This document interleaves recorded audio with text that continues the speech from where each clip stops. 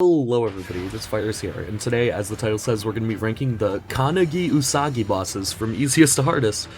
This is a free-to-play Souls-like that's literally just a Sekiro boss rush. It took me about 55 minutes to beat all 9 of the bosses, including the tutorial, and it's free, so there's really no reason not to play it, so I definitely would recommend it. And let's get right into the ranking. The easiest boss in this game is the first boss, the tutorial Shikigami Of Rabbit. I mean, she really just attacks, and you deflect. And she sometimes does a Makiri when you're in her second phase, and she sometimes does the jump. Other than that, it's really straightforward. It's just a tutorial. It just shows you how to play the game, so I'm not going to spend too much time on it. Number 8 is Cat General. She's a tiny bit more aggressive than the tutorial boss, but like the tutorial boss, she just kinda has a sword, and she just kinda sometimes does a Makiri, and she kinda sometimes does a jump. I mean, she's not too bad. I first tried like the first 4 or 5 of these bosses. I mean, I think they're just reskins of Sekiro bosses, but, you know, it feels nice to play after playing Sekiro, because it's like, I love Sekiro. I don't really have anything else to say about this boss. Number 8. Number 7, Nameless Warrior. The only reason she's higher than the Cat General is because she hits slightly harder than the Cat General. Other than that, she just kind of got some basic sword attacks. She does have a one where she puts her sword to the side and charges, and she does start the thing of bosses having attacks where you can hit them in the middle of it to get health damage off. She also has a giant health bar, so it's good to just wear down on that posture. Other than that, it's just kind of a boss. Number 7. Number 6 is going to be Night Fox. I did the rankings, like I did 1 to 10, and the boss before this Nameless was 1 out of 10, Night Fox is 1.1. The only reason that she's slightly higher is because she's a 2-star boss, and I kind of took a tiny bit more damage to her. She's got some really long windups, so there's a lot of good time to just wail on her there. And this is where I wanted to mention that she is a 2-star. The game ranks the bosses between 1 and 2 stars, and for the most part, it kind of just goes 1's the easiest, 2's the hardest, and 3's the hardest, but you'll see there's some differences.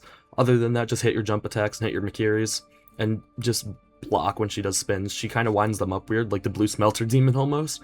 But other than that, just wail on her. Number 6. Now here's where it starts to get a little different from what I just said. Number 5 is Niten Usagi, one of the 2 bosses that doesn't just use a basic sword. She uses 2 swords, but she is, however, a 3-star difficulty, and she's really not that much harder. Like how I mentioned the last one was a 1.1, she's a 1.5. It also starts the trend for the final 2 bosses, this one and the one you'll see later, where they just deal so much damage to your posture if you're deflecting. Like, it's on some attacks, but she's kind of just got easy to read combos. I mean, it might look hard at first glance, but you can kind of just heal in her face and she'll walk back. Just hit the Makiris and watch your posture. If your posture starts to get high, just dodge to let it rest. And other than that, it's pretty simple. Number 4, Crimson Shadow. These last 4 bosses are ones that I actually died to more than once. And the other bosses I did not die to. Crimson Shadow is just kind of tanky. I mean, you're going to take a second to figure out how her jump works, timing on it, and you're going to take a second because, oh my god, she deals so much damage if you get hit.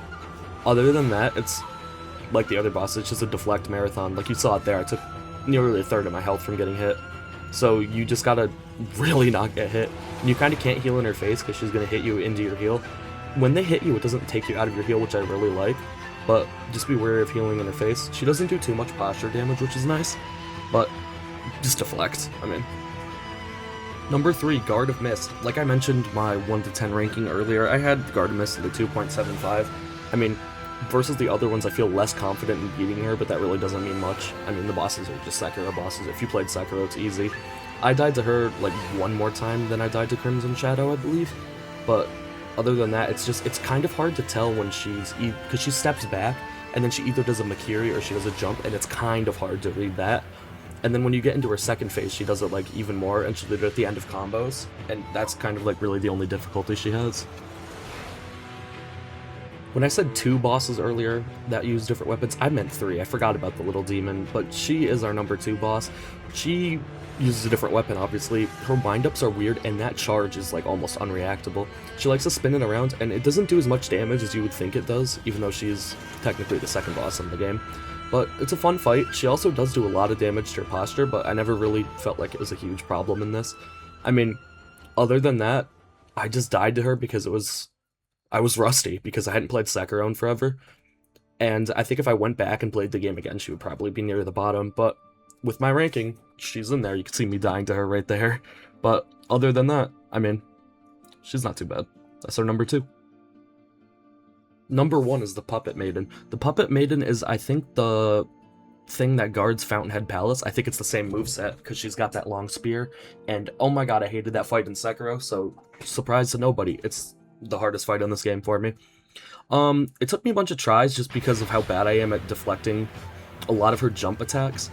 I mean, she throws in a lot of Makiris, and it got really close in the end. It was kind of just, she did 3 Makiris in a row, and I got 3 hits off on each one. When she does a Makiri or a jump attack, you can get 3 hits off. I just want you guys to know that. And when she does a lot of her attacks, if they're just big windups, you can just wail on her and get 3 hits off. But I promise you, you're not breaking that posture bar because it is gigantic, so you're going based off the health.